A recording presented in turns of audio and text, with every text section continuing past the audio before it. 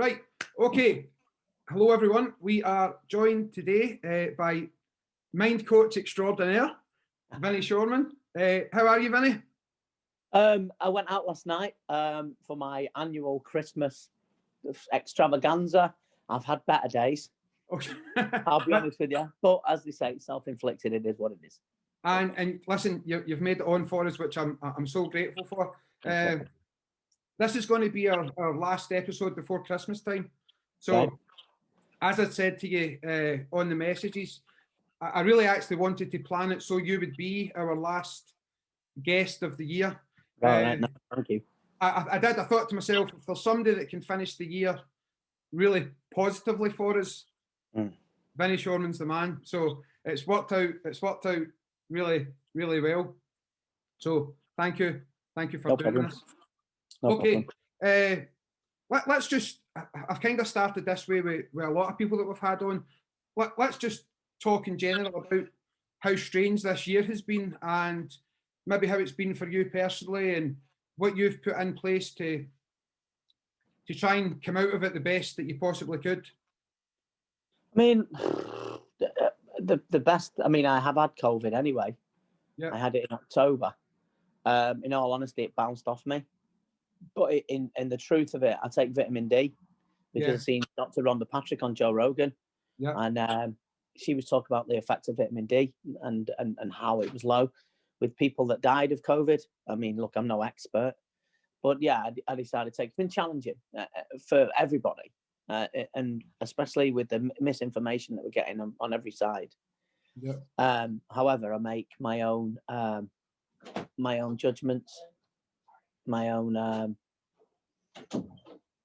Sorry about that. My own, my own conclusions. So it's not been easy listen, in all honesty, and I'll be honest with you, apart from being ill, apart from having a hip replacement this year, and apart from being inconvenienced, I've not been too bad. Mm-hmm. But I know, I'm in a very, very blessed position. And the more I learn about life and learn about things, I know I'm a very, very blessed human being. Yeah. And I don't know what I've done in a former life, if you believe in that, or whatever, but I'm glad I did it because it's given me a wonderful life, wonderful people who I spend it with, and I'm a very lucky human being. I've seen people suffer. They've lost loved ones, they've lost businesses and jobs and careers, and it's been very, very upsetting. But personally, for me and those around me, we've been all right. But it's been a terrible year, yeah. I mean, do you know, one of the people that I'm going to mention straight away, and I thought to myself, I'm going to mention Liam Harrison, and I thought to myself, should I mention Liam Harrison early on in the podcast, because I know how crazy you are about Liam, and I thought Vinny's going to talk for half an hour on Liam Harrison, but let's do it since I've brought it up. Stevie Nisbet, who runs the gym up here beside where I stay, he had Liam up for a seminar a couple of years back, and listen, completely blown away. Now, Stevie did say to me, he said, listen, this guy's special. And to be honest, I didn't have any knowledge of Liam Harrison before that. Right. So the point I'm making is, after having trained with Liam, I actually then was sort of Googling and came across yourself on Joe Rogan's podcast with Liam. And that's how I got introduced to you in the first place.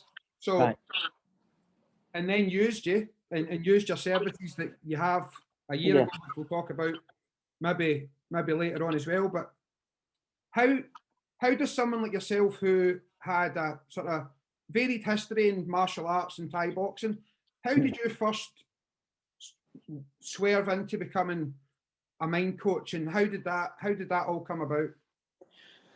I was in a turbulent relationship, to say the least, and it was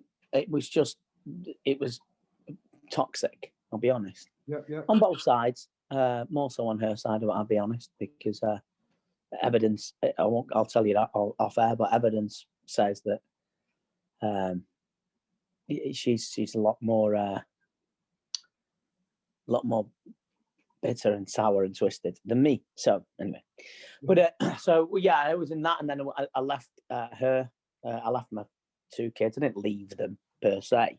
Yeah. Still the dad and all that. Still saw them, but I left the habitual home, and yeah, and I went through a stage where I was drinking a lot, taking various substances to keep you awake and keep you dancing, if you know what I mean. Indeed. And yeah, just I was going down a rocky path, and then I went to a seminar by a man called Keith Mayer, who works for Liverpool Football Club now. My first coach really in this mind game, and I felt good. I didn't know why. I was happy, and it gave me more scope, and it opened a doorway inside my mind. I already had a gym anyway. I was teaching Muay Thai, etc. Yeah. And then I just fell in love with it, and more so for my own state of mind, that it improved me in many different ways. So that started the pursuit of being a mind coach. It's funny enough, it was 13 years ago in this month, December, and I'll tell you why. I know it was the 7th of December. It's because it's when Ricky Hatton fought Floyd Mayweather. It was the next day. Okay. So I judge my life by dates on fights, you know. Yeah. But it was then. That's when I started. See, actually, I don't know whether it was when I was listening to you on Joe Rogan or whether I was listening to you on Kicking It with Liam Harrison on the podcast. Yeah. You just said the exact same thing there, and I wrote this down on the notes for the show. You said, I felt good, and I didn't know why. And it's that thing about, they might not always remember what you said, but they'll remember how you made them feel. Now, for my own listeners and my own students and stuff, I'll tell a very quick story. Last year, a completely different set of circumstances. I had trained exceptionally hard for an upcoming Taekwondo examination. Yeah.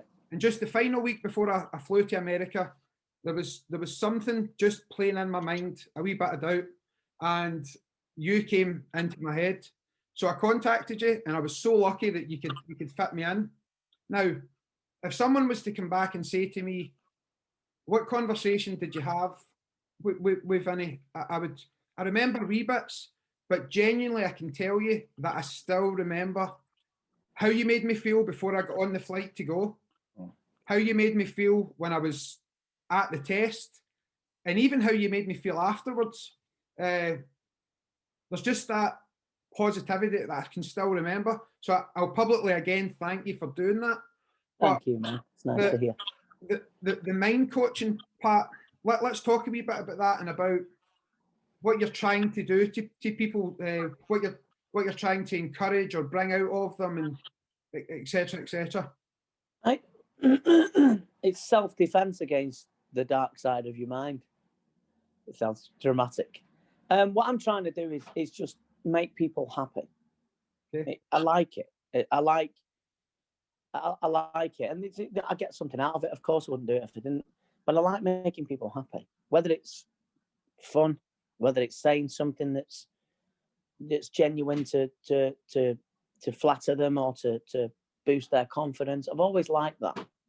Yeah. I've always been a clown, believe it or not, and I enjoy that. The laughter from people is probably one of the best things you could feel. When someone's laughing because you've caused it, it's fabulous. But to see people that come into my office where there's doom and gloom and darkness and things that are upsetting them, to help them combat that, to shed light on it. So my Hebrew tattoo says, there is always light.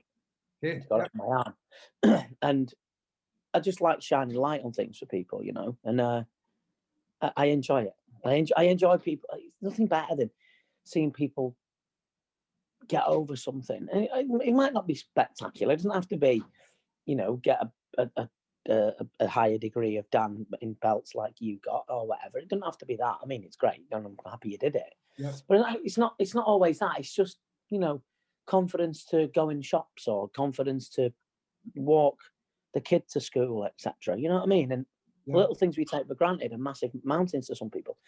And to do that is fab. So yeah, I love that. I love that. It's all about making people happy. And I get happy because I get paid. Well, that's one of the things that actually the wee light bulb went off when I was listening to you before. And as I say, I've tried to listen to as much as I can of different appearances that you've made, and you've worked with some of the sort of top fighters in the world. Joe Schilling, for example, top world class kickboxer. But I remember somebody asking you that and saying, "Do you also work with the mums or the dads or the truck drivers or whoever it was?" Do you come to those with a different mindset or attitude, or is it the same? Well, it's all about, these people, it's all about what they're trying to achieve. Okay. There's no difference in Liam, Joe Schilling, whoever, Eddie Alvarez. There's no difference in name dropping there, aren't I? That's all right. It's no different for them than it is for someone that wants to, I don't know, go for an interview for a job, or wants to take, like I said, your daughter to school, etc. I have more stories of triumph over adversity that seems nothing to us but is spectacular for somebody else than belts and world titles and that. I mean, yeah, right, good, I mean, great, I mean, I love it, I'm happy they do it, I'm happy to be of service. However, I do like triumph over everything, and it's no different. So there's no tactical change for anyone else. It's all therapy. Someone said, "Oh, I want to do what you do, but I only want to work with sports people." Well, crack on, good luck with that, because it won't happen. Yeah. Oh, you can, but it means I don't want to do therapy. It's all therapy. So it's no different. People are generally not more bothered about what other people will think or how they'll look, other than what they're facing. Do you know what I mean? Yeah, of course. Let's stick on that then, because that's interesting to me, and it's interesting the way you come to that and seeing that. Listen, it's not about how famous you are or whatever. People's problems and people's anxieties are the same, no matter whether you're a lollipop man or you're fighting for a world title. It's exactly the same. No different. Not to me, it's not. Yeah, right. Yeah. Not to me. I mean, I've reached a level of fame, if you will, in my field. Will I get more famous over it? Probably, because I aim to carry on. But I mean, it's not right. Sometimes it's weird. It's weird because people see you and they'll go, "Oh, I see you on Joe Rogan," and because I've been on it quite a few times, and they go blah blah, and they're just like, yeah, I'm just me. I'm never ever going to be any different. You know what I mean? You see me 10 years ago to 10 years on. I'm never going to be any different. Just try and remain just me. You know what I mean? It never goes to me out. It never makes me different, and I don't think it should with anyone.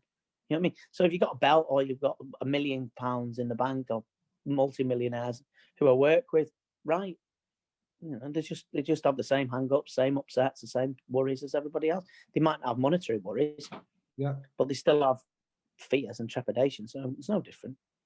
What do you find are the main drivers or the main causes of either general anxiety in people or people's confidence taking a real dip? I know that. See, this is I always sorry to interrupt you. I always get asked that question, and they go, "Oh, what is it? What is it?" There is none. There is no one way, because that's why the job is so interesting.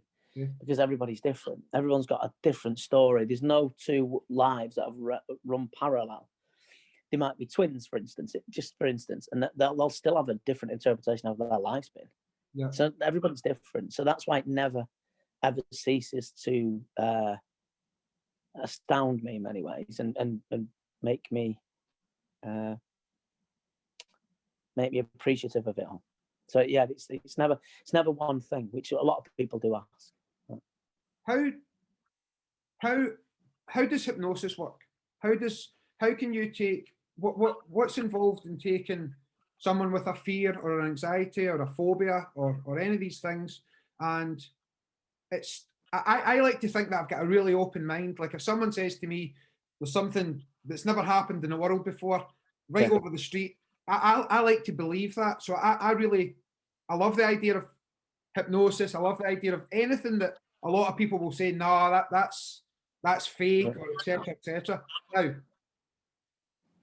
what is hypnosis and how does it help people? Hypnosis is a phenomenon that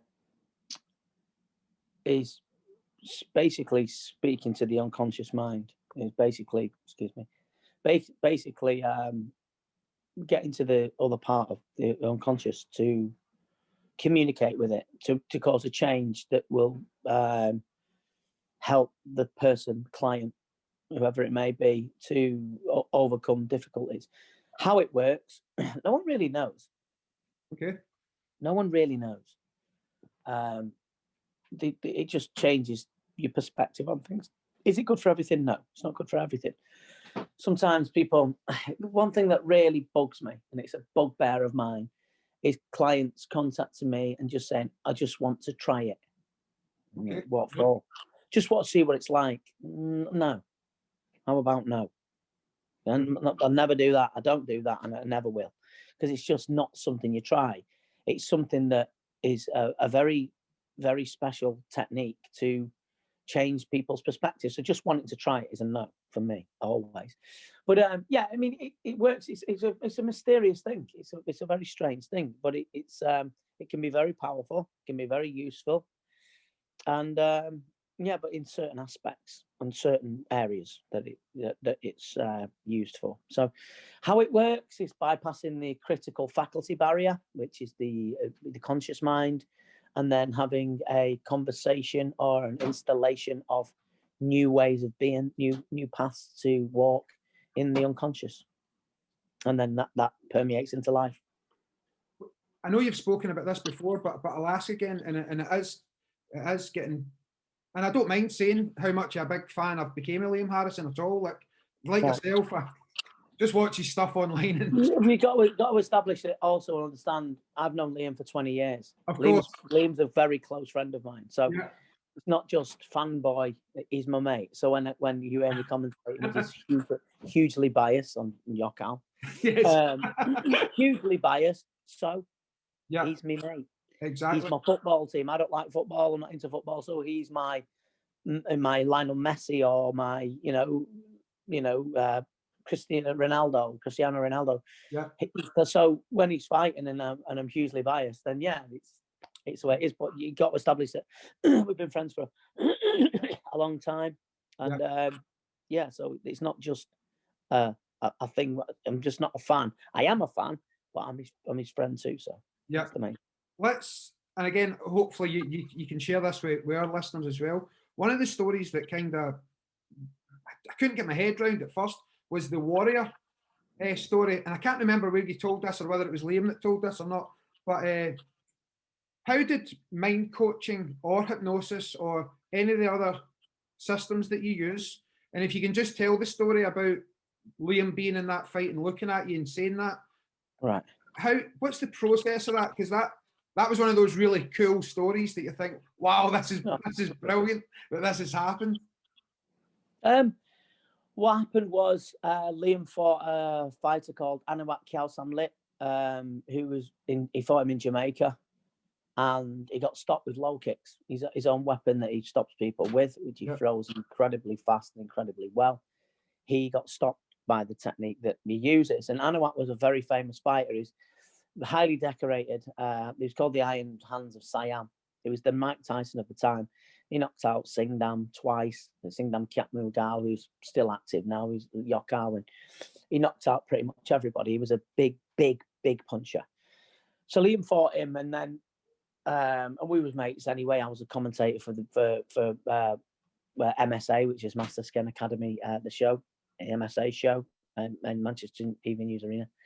And Liam contacted me because he knew I was a mind coach, and it was when I was first kind of getting into it, because I'd worked with Jordan Watson before on something else. It's not fight related. And Liam said, could you help me with the fight? So I said, yes. So what we did was I did some hypnosis with him, and then I installed a word, which was warrior. and it was synonymous with him because he's a warrior, of course. But against Anawat, it was a very, very hard ask. I mean, don't forget, he'd been stopped by Anawat, and Anawat was a very, very heavy-handed human being. Fantastic fighter. We had a chance to watch him. He knocked people out clean, cold with just one shot. It was one shot, one kill. So, and then when he fought on the show, I was commentating with a great dear friend of mine, Rob Cox, who lives in Thailand. And Rob Cox is an absolute encyclopedia of Muay Thai. Great guy. Speaks fluent Thai, lives in Thailand at Kiat Pontip gym. And I was commentating with Rob. And it was in round 4 with the installation of this word. Liam looked at me, and I'll never forget it. It was one of the surrealist moments, and he doesn't remember doing it, but he looked right at me and he said warrior. He mouthed warrior to me. And then he fought Anawat. And it was a turbulent battle, to say the least. Mm-hmm. And and then he won on points. But he does attribute winning that partly to me, which is a very, very very, very nice story. And it goes to show that with help and with when people want to do something, you see, people love to take glory for themselves and bask in their own sort of self-satisfaction. But for me, it's always about a team, and it's always about people around you that make you who you are.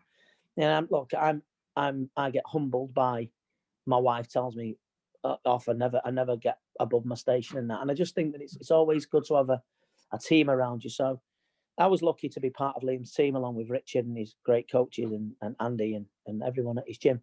So I was just a part of that. So yeah. I could run around and try and take glory for it, but I never would. I was just happy to be part and helping with these win. I must say very quickly that is something that comes across from you. It's always about, again, if you look at anybody's success, it's not about, oh, well, I done that for that person. Yeah. That's a lovely thing that genuinely comes across for you all the time, that I'm only playing a part in this. Yeah. Let's get a wee bit more technical then, if you can, for us. And it doesn't even have to be a fighter. It doesn't have to be Liam in that story we're talking about.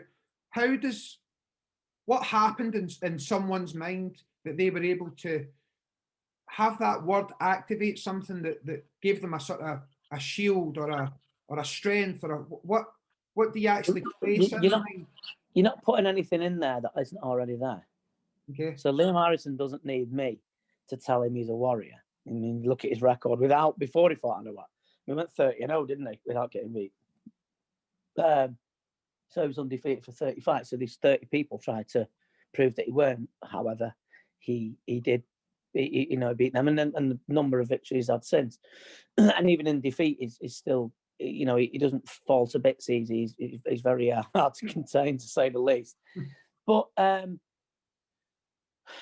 how it's already there anyway. You just awaken it, or you remind them that it's there. So I never put anything there that's not there. Right. They'll claim it's not there. It's interesting when people say I've got no willpower. You wouldn't walk if you didn't have willpower, because walking is synonymous with the things that we do. You've learned to eat with a knife and fork, or chopsticks, whatever you want to do. But you've learned everything. You know what I mean? So that's willpower anyway. So it's not something they haven't got. It's waking it up and reminding them that it's there for them to use, and to just make them aware of it, really. But more making people aware of what they've got. How often, no matter whether you think that you're strong-minded or not so much, how often do you think that the mind's, and I don't actually know what this means, maybe you can help me understand what this means, really what it means. How often does the mind play tricks on us? Whether you're a sports person or just a normal guy in his daily life, how many tricks do the mind play, and how much does that stop us maybe achieving what we could be achieving? How does what? Sorry.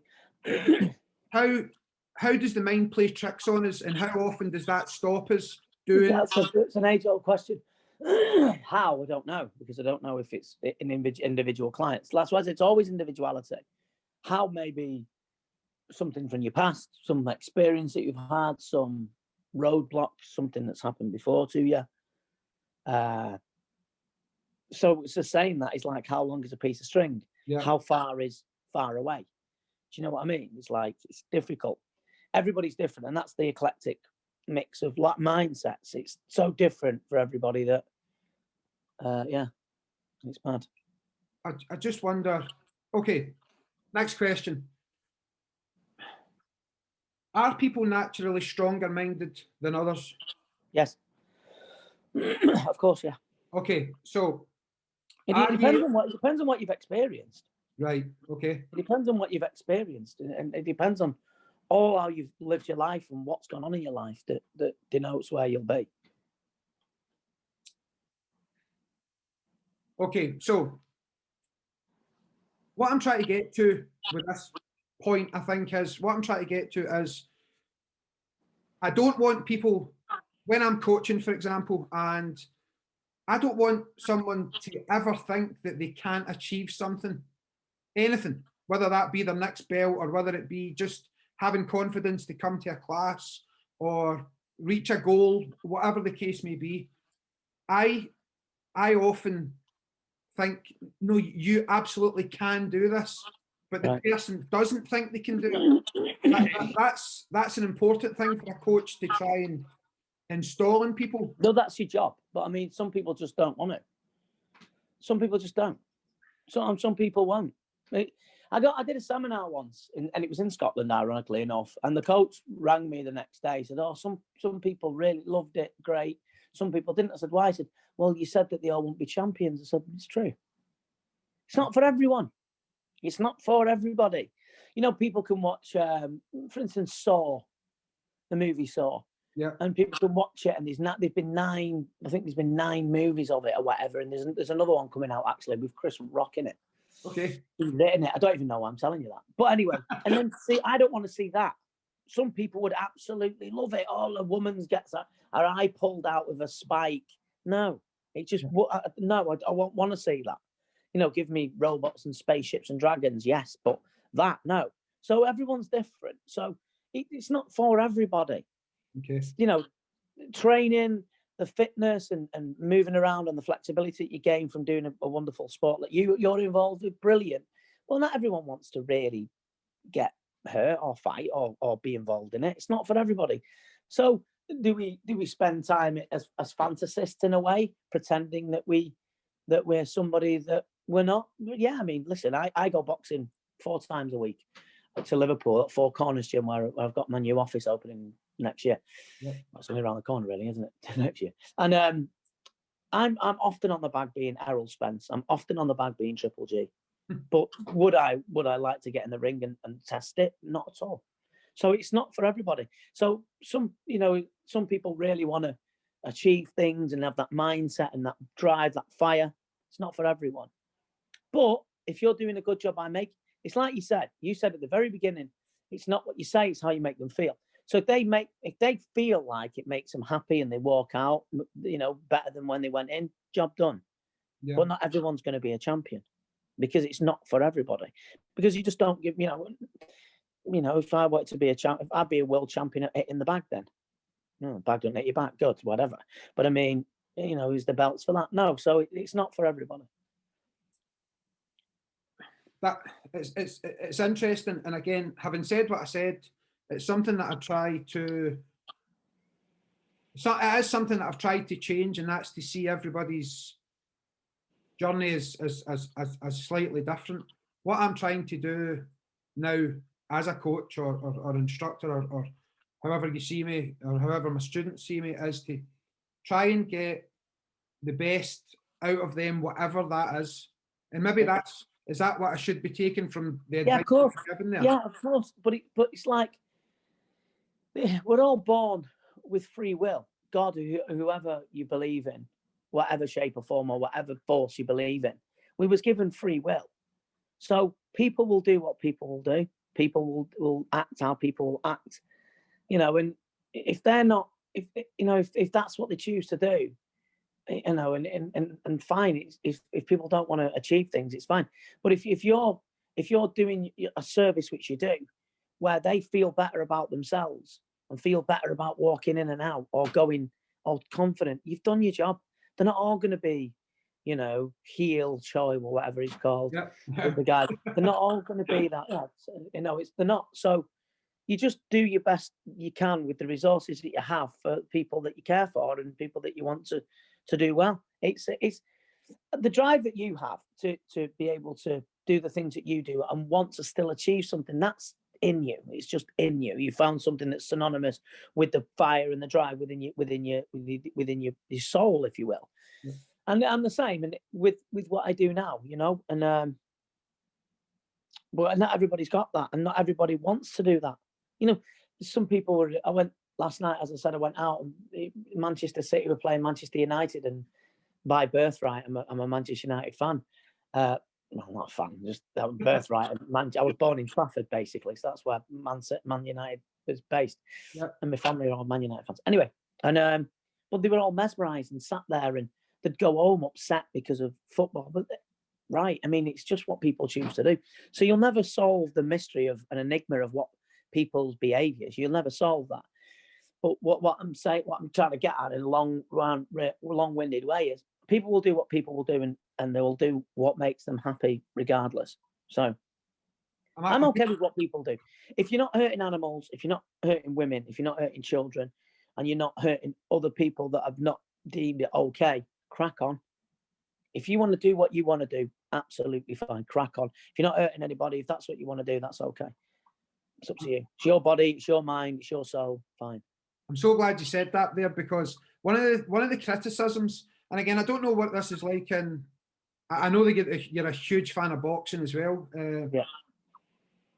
But obviously you've got more involvement in Thai boxing and kickboxing. But one of the criticisms in my end of martial arts is that if you're not sort of spitting sawdust, and your school or your club isn't about bashing everybody's head in, you're not doing it right. We offer a service, as do thousands of martial arts classes run about the country, and exactly what you've just described there about people might not want to be fighters. In fact, they might not even want to compete at all. Yeah. But they're studying an art form and doing something that just makes them happy. Do enough people do stuff to make themselves happy? Don't know. I mean, people say, people, I don't know. I actually don't know if that's what, I don't know. That's a question I can't answer that, because do people do enough to make themselves happy? Sure they do. Some people will, you know, do backflips over eating cake or whatever, or crisps, or drinking booze, or smoking weed. You know, I'm sure they do. Do they do enough to help themselves mentally and physically? Probably not. Not really. Which is something that this COVID thing has brought up as well. And I know there's been a lot of people talking about the vaccine and desperate not to get it. But did you change anything this year when you kind of felt that, just to protect yourself, not just mentally but physically as well? When you just said there about, do people do enough to keep themselves healthy or strong and stuff like that? Did you do anything this year that you maybe changed because you wanted to just protect yourself a wee bit more?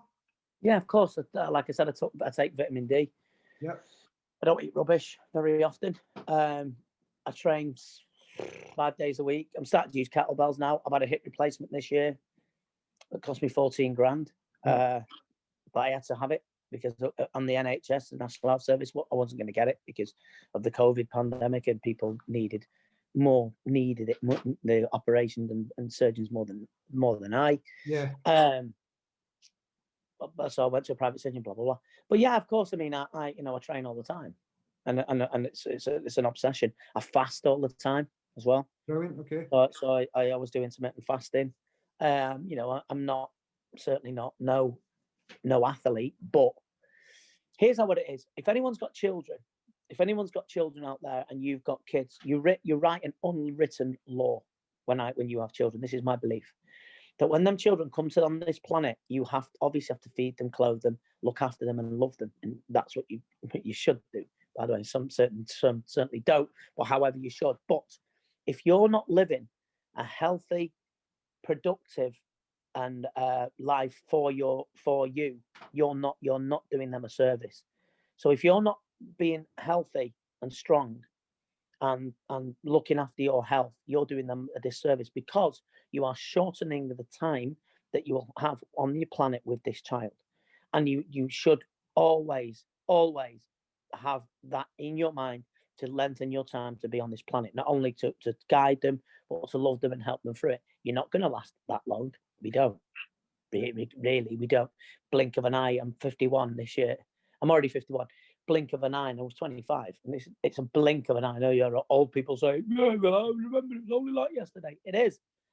But however, if you're not living a healthy, doing the right things, which out there, somebody are going to know that you're not doing the right stuff, you're not eating the right things, you're not doing the things that you should do to get where you want to get to, you're doing your child a disservice. So you're sabotaging. Less than 100% support is sabotage. So you're sabotaging their life, because you should be around longer. The odds are in your favor that if you keep healthy, happy, strong, don't do anything to excess in any way, shape, or form, the odds are that you'll be around longer. So I believe there's an unwritten law, and if you're not doing that, you're wrong. I train because I want to be around for my kids. I train because I want to be able to appreciate life. You appreciate life more if you're health. Health is wealth. There's no doubt about that. No. Yeah. And it's prominent more so now, because our whole livelihood, our whole situation in life is threatened. So. Spot on. I agree with that 1,000,000%. Thank you. Right. I was speaking to, I won't keep you too much longer. No problem. I was speaking to a friend yesterday, the day before, actually, about this, and you've touched on it already, and I don't think you've surprised me in saying that if people want it, then they want it. Some people don't. Yeah. I do understand that, and I appreciate that. What I was talking to my friend about the other day was, we were talking about motivation, inspiration, and how that ties in with discipline. Now, you're obviously surrounded by a lot of disciplined people, a lot of fighters, boxing coaches, just etc., etc. Yeah. Can you give us your ideas or opinions on, because everybody always says, oh, motivation doesn't last and inspiration doesn't last. How does that balance off against just basic discipline to go to 4 corners 5 times a week, to fast, to do this? Yeah. Where does discipline measure up with those things? Where there is everything is your life. Everything. So I always say training's my job. I go training in the morning. I don't go and train in the evening or after.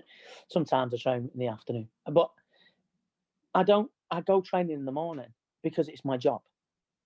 It's your job, my job, everybody else's job to be healthy.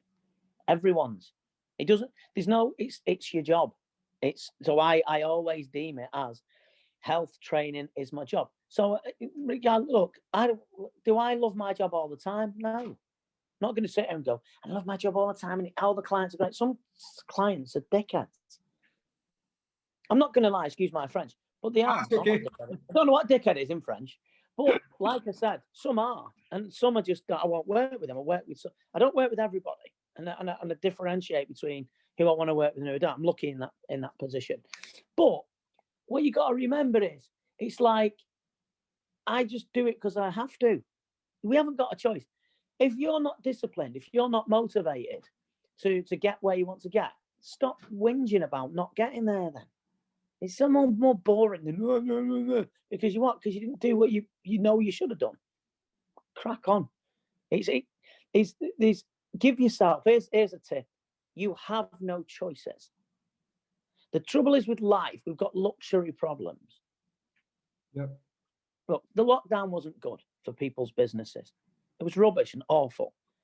And then we realise now that all the things that we love doing, like just being able to go to the cinema or go swimming, all these things have been taken away.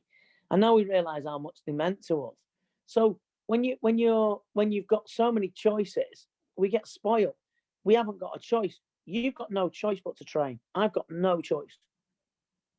Yeah. That's the difference between the differences that make a difference is give yourself no choice.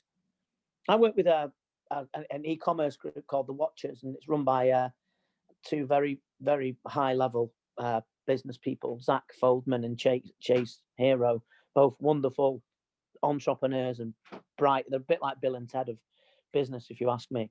Yeah. Very sort of hippie-like, but amazingly good at what they do. And I say to the Watchers often when I have the calls with them once a month, you have no choice. If you've got choices, then you're gonna, well, I'd rather do that. There's lots of things I'd rather do. I was on the bag the other day, it was round 7 and do 10 rounds. And I wanted to stop. I couldn't be asked. Look, we all have it. But it's the person that goes, I don't give myself, I've got the luxury to go, right, I'm only doing 7 rounds because blah, blah. No, I have no choice. So I give myself no choice. And once you've got no choice, the only option is to do what you've got to do. So simple. Brilliant. Thank you. One thing I want to say to you, Vinny, is obviously I've mentioned this a couple of times that I've listened to a lot of your stuff now, and obviously I've spoken to you on a more sort of personal level last year. When I'm speaking to you again today, I don't think, maybe you do, but it comes across as if you don't take enough credit for how you actually affect people. As I said before in the podcast, I can still remember, or I can still feel how you made me feel. That's a wonderful gift to give people. And when I'm listening to you today, talking on the podcast, I don't know whether it's deliberate or not, or whether that's just who you are, that you're just sprinkling wee bits of magic and not taking enough credit for it. I know what I can do. I know. I'm aware of how smart I am. And that sounds awful, but I'm only telling you because this is the mindset is I believe in myself and I know how smart I am. That's it. I don't walk around with the t-shirt on. Yeah. And then when people say, "Oh, you're really smart," I go, "Thank you," but in my mind, I already know because and that's not egotistical. What it is like you're reminding your mind that the service that it's giving you is fabulous. I watched a thing the other day on the TED Talks. I don't really like all of them. Some of them are really boring. But there was one lady, and she was saying that she had all things were going great for her business, etc. And she's only 23 years of age, and her mum died, and then 26 years of age, her husband just dropped dead. It was awful. But one thing that I got from it, and what I thought was really interesting was we all run about and complain about life when it's bad. And of course it gets bad, and it's terrible what some people have to go through. And if I could change it, I could rewind time, I had a TARDIS or a time machine, and I could change people's lives and make it better. Of course I would. But we never go like today. I'm talking to a nice man like you, with the slight reminiscences of a hangover, right? but it's still a blessing. So people don't see it. You don't just a normal day and they just shrug their shoulders. But somewhere along in the world, someone would love that normal day. And we're never grateful for little things that we think are shitty, and they're not. I'm sat here in my bedroom talking to a good guy like you, who I respect and like, and I'm sat talking on an iPhone 12 or whatever it is, an iPhone X, with my watch on, a Garmin watch in a comfortable house. What's there not to be grateful for? What's there not to be happy about? So it's little wins. This is what I want to say. This is what I'm going to say on the. It's like darts. I'm going to end on this because I don't want to bore you too much. No. It's like darts, right? If you've got a dartboard and you've got darts and you're trying to hit bullseye, believe me, I'm rubbish at darts. But if you was throwing at the bullseye all the time, right? Eventually you're going to hit it. So that celebration when you hit that bullseye is going to be quite big. You're going to go, yes, I got it. Then you're going to try again to get it again. Now, odds are that the more you try and do it, the more you play it, the more you throw them, the likelihood you're going to get bullseye again because you're practicing it. People don't throw the dart at all, at any type of board. So they don't really put an effort in. They'll say about something, they'll have it in their minds. But look, I'll throw the dart, and I'll probably got less chance in the bullseye than you because I'm rubbish. But when I'm throwing that dart and I hit and I hit the wire and it bounces out and stuff like that, that's life. No one leads this imaginary life that every day is amazing and you feel wonderful every day. Bollocks. No one does. But it's like I don't spend time staying on the fact that moment, because it's all moments. Everything's temporary. I don't stay on that temporary time going, I missed the board, it bounced out, I didn't get bullseye. You keep throwing. Life's about throwing all the time and aiming and throwing and aiming and throwing and aiming and throwing non-stop. And if you don't hit the bullseye, you guess what? No one does every time. Yeah. There's not one dart player in the world that can hit that 50 times. That okay, someone probably wrong there. So YouTube say, yeah, this guy hit it 50 times on the trot. But no one is going to be able to hit that every time they throw the dart. No one. So if you're not throwing, stop complaining. If you're not throwing and aiming, it's your fault.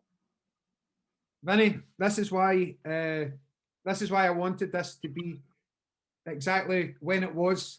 As I say, when I was planning ahead on different episodes, and I said this to you, I said, I want yours to be the last episode of the year, and you've just given us exactly a message to finish not just this podcast on, but the series of podcasts leading up to Christmas. So, Vinny Shoreman, listen, I'll let you get on your day with sincere thanks for coming on and doing this for me. I'm so chuffed. No problem. And just listen, I hope everyone has a wonderful year. I hope it's a better one in 2021. Thank you for having me on. Love and respect to you and your family and everyone that's watched and listened to this. If you want to contact me, you can at vinnyshoreman.com. And if you've got questions, just ask and I'll answer you. And Instagram, etc. But look, I'll be honest with you, yeah. Let's hope we have a better 2021, and maybe this pandemic of what we've gone through, maybe we should be a little bit nicer to each other because remember, none of us are permanent. Right. Okay. God bless you, Vinny. Thank you so much. No problem. Have a brilliant day, my friend. All right. Take care. Bye-bye. Take care, Vinny. Thank you so much. Mate. Thank you.